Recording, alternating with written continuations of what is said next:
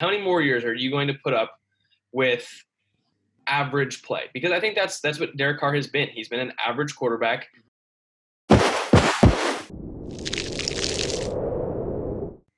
Hello, everybody, and welcome back to the Cold Hard Truth Podcast. I'm Anish Gupta. I'm Shrikar Gendran. And I'm Jack Smith. So today we are here to talk about the Las Vegas Raiders, not the Oakland Raiders anymore, obviously.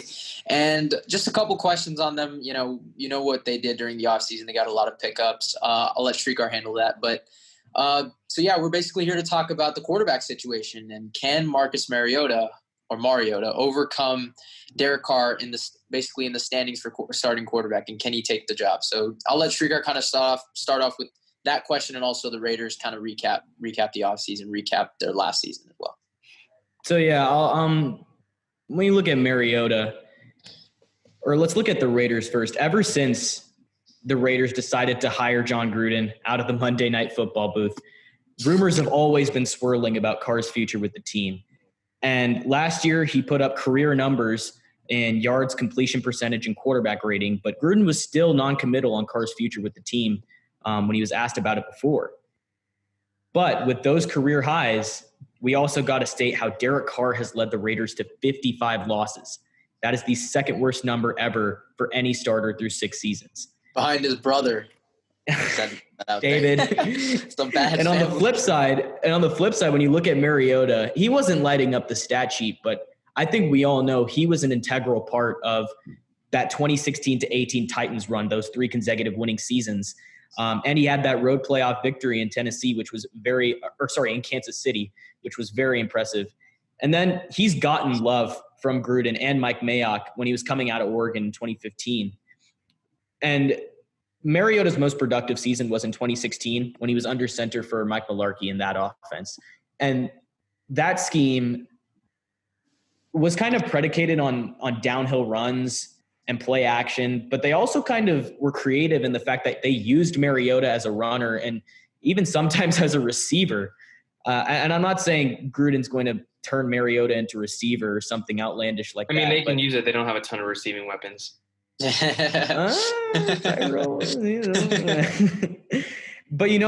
I think my point is there are some similarities between that scheme and what the Raiders like to do with their offense and their run game, which features Josh Jacobs. We'll get into him a bit. I think this should make the transition almost seamless for Mariota, who also gets to live closer to home, closer to Hawaii. It'll be a complete shock to see anyone other than Derek Carr under center for the franchise's first game as the Las Vegas Raiders. But I'd expect him to be on a short leash because unlike the past 2 years, this team now has a solid in-season backup plan. And they may not be hesitant to hand the keys to the offense over to Mariota to see what he can do when Carr stumbles. So this quarterback situation for the Raiders, it's very interesting to look at. And there is some irony to it because 2016 was not only a career year for Mariota, but for Carr as well. And you add to the fact that both players suffered pretty gruesome season-ending knee injuries only hours apart that same season. It's just very ironic, and it seems as if the football gods didn't want it any other way for the Raiders and their inaugural season in Las Vegas. But I'll let Jack and Anish speak on this. I know they got some stuff to say, so I'll hand it off to them.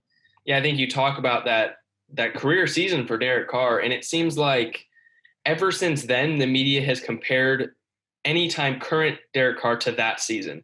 And while he hasn't lived up to it then, or since then, I think that he's become one of the more hated players in the league. Obviously, I think there are players that no matter what they do, they're always going to be hated on by the media, by fans. I think Derek Carr is one of those guys because he flashed something that season, and even in the playoffs, he flashed something there that we just haven't seen since, and everyone is disappointed. I think that just the word to use with Derek Carr is disappointing. He has not been that since that season. So everything we see from him just seems like a big disappointment because we know what we can get from Derek Carr.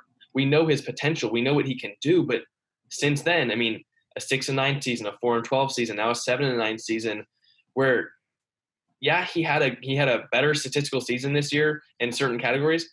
Did he once blow you away? Did he once show anything off to you that made you look at him and be like, there's our guy. No. He doesn't do that, and he hasn't done that since that year, which is why a lot of the people in the media are calling for Derek Carr to maybe lose his franchise quarterback title and looking for them to move on from him. And I think it's warranted, and I think that there is a big chance. In fact, I'll go ahead and straight say it right now. I believe that Marcus Mariota at some point will take over for Derek Carr. It may only be for a couple games, but I think that at some point during the season, Marcus Mariota will see some serious snaps. I think you guys are – so I think now kind of give a recap about the Raiders a little bit too. Just first off, I think Derek Carr, I have a friend who's a huge Raiders fan. I know he's probably watching this. I've always been I've been up and down with Derek Carr. I think he's better than some quarterbacks. I think I have him in my top 20, but I also think some young guys are better than him as of right now. And the thing with him is he's actually pretty good at throwing the ball deep. He's pretty accurate. He doesn't turn the ball over a lot. I mean, as you can tell, he's had under 10 interceptions or 10 or less. Obviously, he had 6 the year he went crazy in 2016. He only had 8 last year. And he knows how to get the ball to his receivers. I think he's a pretty accurate quarterback. And you know what? Yeah, you flash back to the 2016 season. Jack, if there was any game that, stood out to me that year, it was the Bucs game where I think he went for like 500. They won in overtime. I don't know if you guys remember that, to Seth Roberts' that throw. I mean, the dude went insane that game. And I think that was for me at least, that year he definitely passed the eye test. And I remember obviously tore his fibula against the Colts. So yeah, he didn't actually get any playoff action. But, 12-3 that year, I thought, okay, maybe he can build off of this. And unfortunately, he just hasn't been able to. But that being said, the Raiders as a whole have been a really up and down and shaky organization. Honestly, for the 21st century, they haven't done much since Rich Gannon. One of the bigger laughing stocks of the NFL. But, we look at their roster, right? And I think to address the Derek Carr versus Mariota situation, I have always been a fan of Marcus Mariota. As much as I like Ryan Tannehill, I believed in Mariota last year. And you know what? The playoff when he had against Kansas City, I was very impressed. I think he was down like 18-3 or something like that. And he came back. And obviously we all remember the pass to himself. That was pretty impressive. I know he didn't mean to do that, but he got it. I mean, he found a way to turn it. He made it look good. He made a play. He made a play when they needed Carr. Exactly. Hey, that's a good point, Jack. I think I couldn't have said it better. I think he deserves another chance at starting in the NFL, but you know what? I think what we've seen is just mobile quarterbacks. It's either hit or miss. I don't think you get any in between. Do you guys know what I mean? Like, I think, yeah, we've seen the hits, Cam, Von Miller, or not Von Miller. Sorry, Von Miller hit Cam.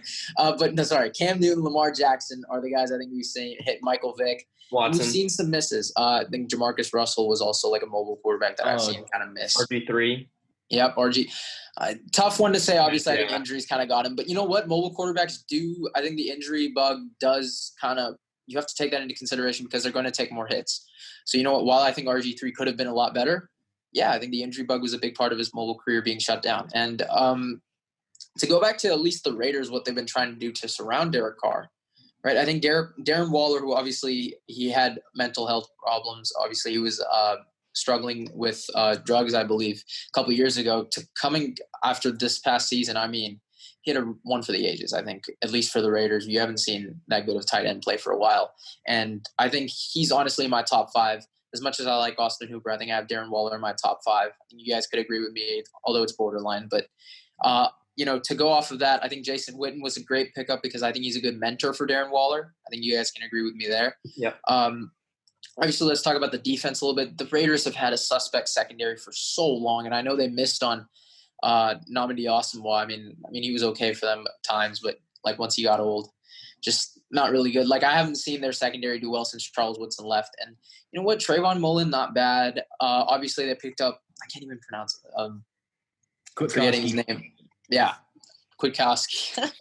I've still been struggling with his name, but for the linebacking core, obviously Kwiatkowski and Corey Littleton, who had 134 tackles last year. Keep that. I mean, I thought he should have made the Pro Bowl. So you know what? They've made pieces on defense. Jeff Heath was the guy I was thinking of for their secondary. I thought who's a hard hitter. I think he's got to be more poised a little bit and better with disguising coverages. But other than that, I think he was a good pickup. Demarius Randall was a really good pick. Obviously, as a Browns fan, I've seen him play. He's a Grady grinder. He's great against the run. So, and he's also good in pass coverage. So I think the Raiders made the moves necessary to at least get this defense to borderline top 15, really. And I mean, mentioning Max Crosby, I know Raiders fans think he's better than Nick Bosa. I know Streetcar doesn't agree. I wouldn't agree either. I think Bosa stepped up in bigger games. We've just seen a bigger sample size. I will say this, though. There's an argument. There is an argument. Oh, most definitely. I mean, 10 sacks, 4 forced fumbles, and I believe he only started in week 5. So he's got some potential. I mean, Cleveland Farrell, however you say it, 4th overall pick. I mean, when we saw that, I still remember I was on a bus going to a lacrosse game, and I saw the pick, and I was just laughing. I mean, like, 4th overall pick, you go over him over guys like Dexter Lawrence. I thought would have been a better pick at the time. Josh Allen. Josh Allen was still Josh on Allen the board. too. Yeah. I mean, like, what? I thought it was a typo. I mean, yeah. Honestly, though, I thought if you got Josh Allen and Josh Jacobs out that draft, really, I mean, that would have been an absolute. And Max Crosby. I mean, bro, like, that would have been amazing. But you know what?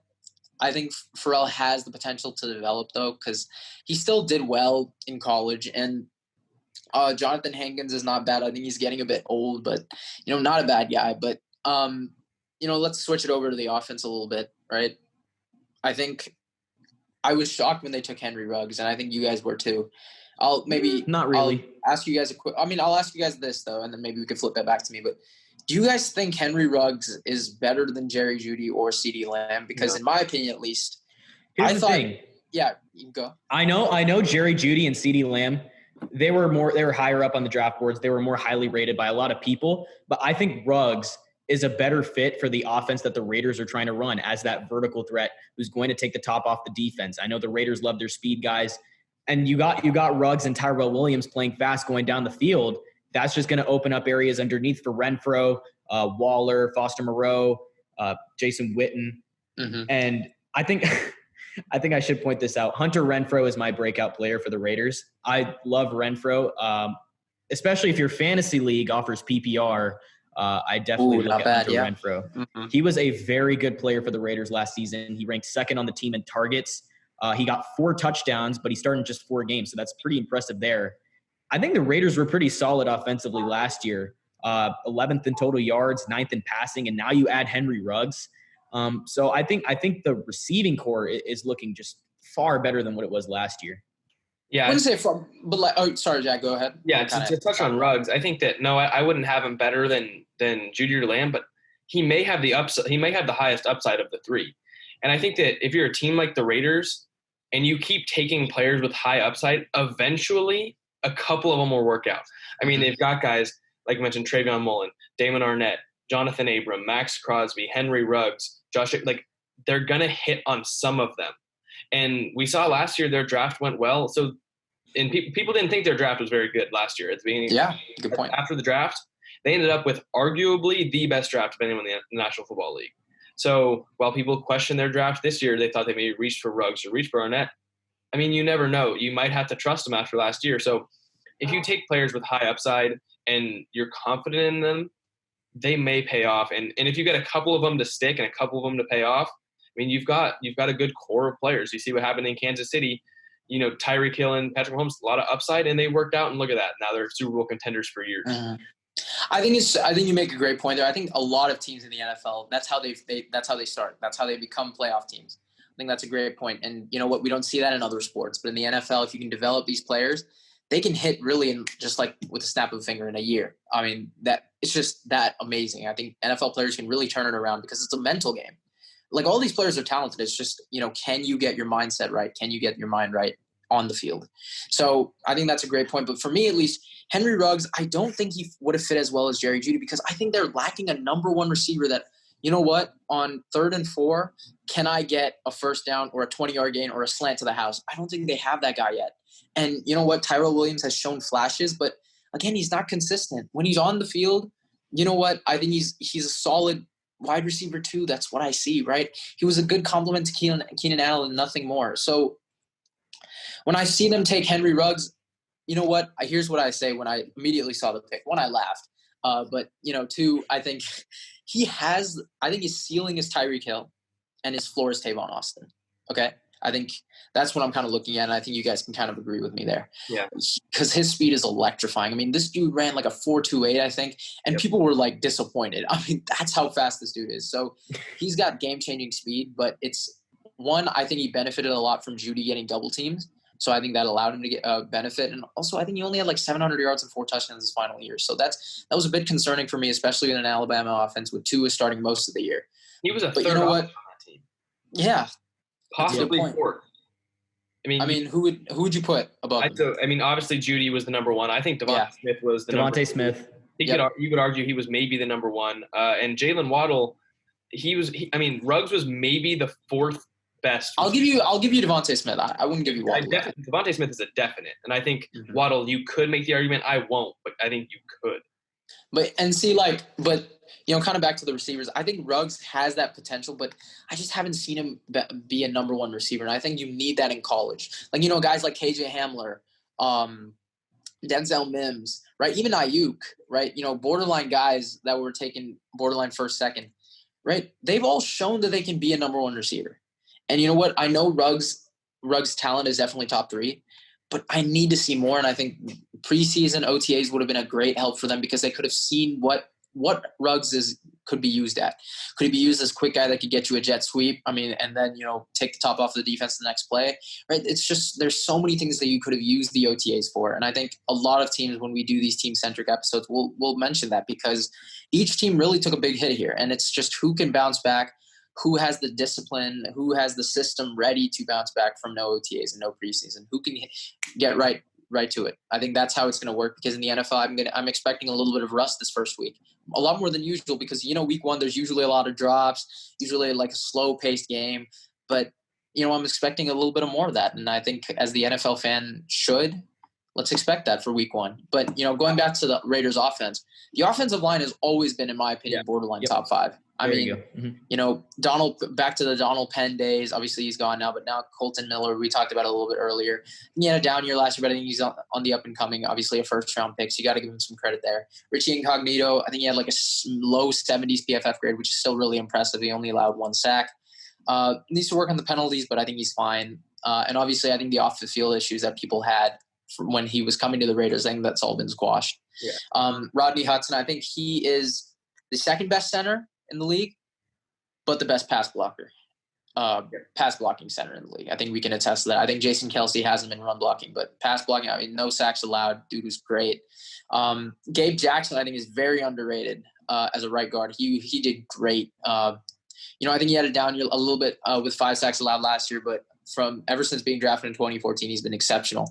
And as a Browns fan, I really wanted him. I thought we could have traded down and gotten him, but Gabe Jackson is great. And then Trent Brown, I think we all know, coming from the Patriots, been nothing short of terrific. I think people thought that they would have overpaid for him. But you know what? For offensive linemen, it's fine. And I think they got him at a right price. But, back to the whole Mariota versus Derek Carr, right? The Raiders, I think it's really just a question of can they compete in their division? Because there's 2 teams, right? The Broncos and the Chargers.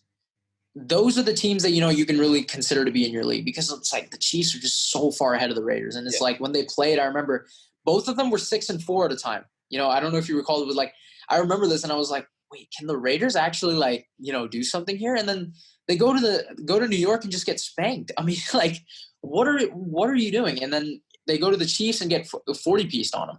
Like, it's just those situations where it's like, when I expect Carr to deliver, he doesn't. And it's not even like big situations or anything like that. It's just being a consistent quarterback. And the title of franchise quarterback is something that, shouldn't be taken lightly in the NFL. It's very hard to find one. And I just don't think Derek Carr is the answer. I really don't. But I don't think Mariota is the answer either. I think, can we see Mariota taking over some games? Yes, because you know what? To be honest, I don't have the Raiders doing that well. I think the Chargers are much better talent, more talent on their roster. I think that's for sure. And then Denver's I think they have got the better quarterback. I'm taking Drew Lock over Derek Carr going into next year. That's one thing I'll say. And then I think they're more talented on defense. And obviously, what the Chiefs bring to the table. But, I'll ask you guys this. Do you think this Raiders team could, surprise people and go better than 7-9, or do you think they regress? I think they're hovering around 7-9, 8-8. I don't think they're going to do much better. I don't think they'll do much worse. I think the floor has got to be 5-11, like 6-10. Ceiling is going to be Ceiling's going to be like 9-7 probably. So I'm really expecting like a 7, 9, 8, and 8 year. But I did want to touch on a couple things. So with the offensive line, obviously it's not going to be an issue. You're strong along the interior with Rodney Hudson, Richie Incognito. Colton Miller, I thought he was a reach at 15, but I think he played pretty well last season. He showed some improvement. Still, it's important to get a full season from Trent Brown, though. You know, he missed 5 games last season. Good point. So I think that's exciting going into the year too. And I think the biggest my favorite offseason pickup for the Raiders is not Mariota. It was Corey Littleton, and Anish touched on this a little bit. I think Raiders overall, they did pretty well in free agency. In addition to Littleton, I remember they had one of our best grades. Nick Kwiatkowski, Carl Nassib, Malik Collins. But I think Littleton was the big prize. And the Raiders definitely got helped out from the Rams having to let some of their talent walk because of their cap situation. You can go watch our Rams video. But Littleton, he plays well all over the field. He can get up the field. He had 3.5 sacks and 6 tackles for loss last season. And we all know he's exceptional in pass coverage too, with 2 interceptions and 9 So passes would you, defended. quick note on that, would you guys say he's a top 5 inside linebacker? No? Okay. No, I don't think so. Top 10 for sure, though. Not. Top 10, yeah. Yeah, I'd say that. Yeah, and then I think he's going to be key in stopping, I think the Chiefs especially, who have Travis Kelce and Clyde Edwards-Helaire who can catch out of the backfield. So I think that's a big thing we need to key in on. But overall, I think 8-8 or 7-9 is a good record prediction for them. You're never wrong with record predictions. I mean, it's just a prediction at the end of the day, but I think that's the range they're in. Yeah, I mean, I understand where you're coming from. I think they're going to be worse than that. And I kind of want to bring it back to the Carr Mariota debate that kind of is fueling this episode. And I just have one question for the Raiders. Like, how many more years are you going to put up with average play? Because I think that's what Derek Carr has been. He's been an average quarterback, no flashiness really to his game whatsoever. You know what you're going to get from him. And he's going to be hovering around 4,000 yards. He's going to throw 20 touchdowns. How many years as a franchise, seeing what Kansas City has been doing with Patrick Mahomes and seeing what the Chargers have gotten now in Justin Herbert and the potential there and the potential with Drew Lock in Denver, how many years are you really going to play with a quarterback that with no flashiness who you don't think can be up to that level? It is how many more years are you going to put up with that? Because that's what Derek Carr is, and that's what Derek Carr will be. And so I think that Las Vegas has a big question on their hands is, are they going to be okay with that? I think that's a good, for Derek Carr, who was taken second round 2014, I believe, 2016 was his basically breakout year, right? And I think third year for quarterbacks is when they tend to, go. That's when I think that's their, hit or miss year. That's when I see, okay, can they be a good quarterback to a great quarterback or something like that? Or when I think, okay, they're not worth it for the long term. But you know what? Derek Carr shined in his third year, and I think that's what led to the contract. That's what led to people thinking, okay, he can last here. And you know what? It's been, 3 years removed from the injury. It just hasn't been good for him. And I think with the Raiders, you make a great point, Jack. It's how long are they willing to put up with this? Is Derek Carr, is this his last year? I mean, a lot of people are saying that. And you know what? Do I think he's going to be a star? Do you guys think he could start for another team, post Raiders? But I don't know. With teams that want quarterbacks, they want to see that you can add something to their team more than just average play. And I just exactly. For example, I think if Dak Prescott were to hit the market, I think there would be some teams vying for him just because of what, the season he had, and also he's durable, right? But Derek Carr, I know he had the 12-3 year, but again, it's too far removed. And you know what? I think besides the Raiders, I don't think anyone else is going to take him, really. I can't see a scenario where he goes maybe as a bridge quarterback. But again, it's like the Raiders are kind of stuck.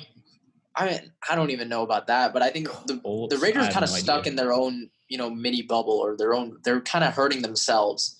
I think, as they take 2 steps forward, I think they take 3 steps back. I think that's kind of how I would describe this team.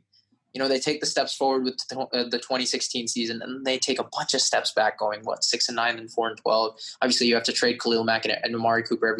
Everyone's thinking it's a whole rebuild again.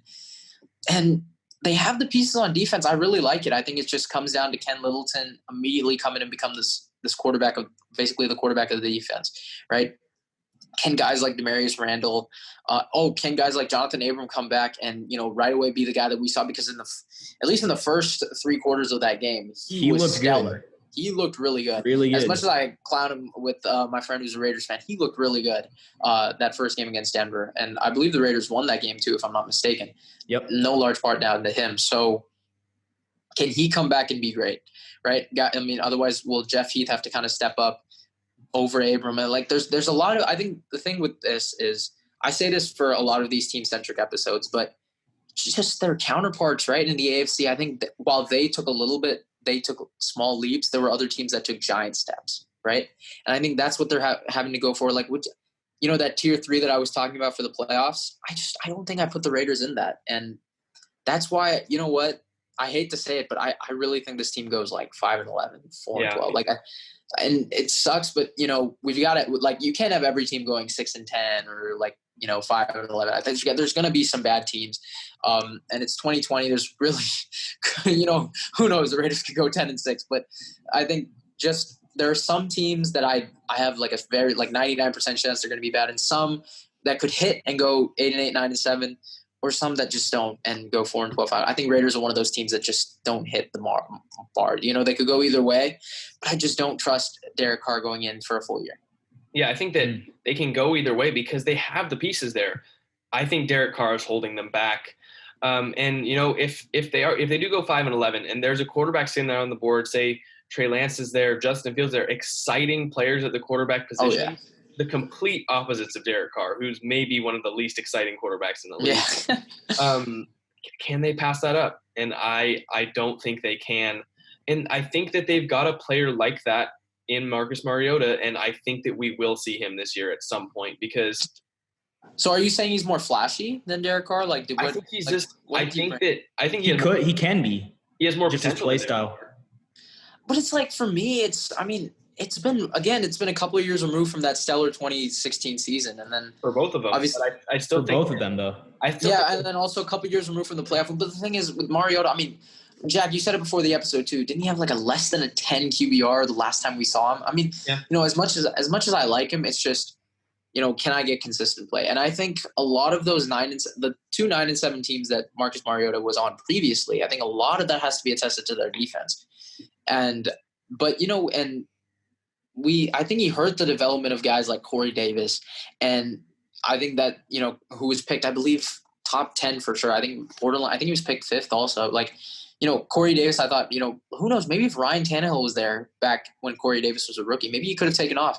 And we're seeing it with A.J. Brown, right? A.J. Brown wasn't that good to start the year. And then as soon as Tannehill comes in and he becomes the best rookie receiver of 2019. So it's a lot of questions with these Raiders. Jack, if you kind of want to give a quick record prediction like I did, but before I think 5-11, 4-12 around there. Yeah. I think they're going to be bottom of the league, and Mariota is definitely not the long-term option in Las Vegas. But the episode was, do we think Marcus Mariota can come in and steal some snaps, steal some games from Derek Carr? I think he can. Yes, he can. I really think. I think a rookie will be there next year, a high-pick rookie, because neither of these players are the answer, and I think that the quarterback position is really holding this Raiders team back. Well, we didn't talk about it much, but before we kind of end it off, do you guys have Josh Jacobs in your top 10 right now? Borderline. I don't know if he's there yet. 12. I need to see another year. Yeah, exactly. That's but you know what? Raiders fans, you got a piece there. He is a stellar running back. So he's a stud. They've got tons of pieces. They've got pieces. Exactly. And you let DeAndre Washington walk too. Of course you have Jalen Richard. I think, guys, it just shows how the NFL is a quarterback's league. It is. Right? Yeah. And I think, they're really a good quarterback away from, potentially being a really playoff contender. I think it's just the promise is all there. Yeah. And you know what? I think, Jack, you said it best. Carr doesn't give you that home run hitter. He's a guy who will get the job done. He's not a Super Bowl. He's not going to win you a Super Bowl. No way. I don't even think he'll win you a playoff game. And is it worth having a player like that leading your franchise? I don't think it is. And I think if I'm the Raiders, if I'm Mike Mayock, I have to look in the mirror and say, can I use another quarterback and go farther? Most definitely. And you know what? Whether that's through the draft, whether that's potentially Dak Prescott in free agency, who knows? But you know what? I think to kind of wrap this all up, Make sure to check out our socials down below in the description. Be sure to check us out on Spotify, Apple Podcasts. Follow our Instagram down below. And Raiders fans, I'm sorry from me and Jack. Obviously, we don't believe in you guys, but hey, I believe in you guys. I'm here for you. Okay, 8-8 is not whatever, but I think if Derek Carr is gone, maybe hey, you get Justin Fields, and I'll be rooting for you guys. But I think to finish off this episode, thank you for watching, and we'll see you next time. Yeah, and we've got a 200 subscriber goal by the end of August. So if you guys aren't subscribed and you liked what you were watching, please feel free to subscribe on YouTube. We'd really, really, really appreciate it.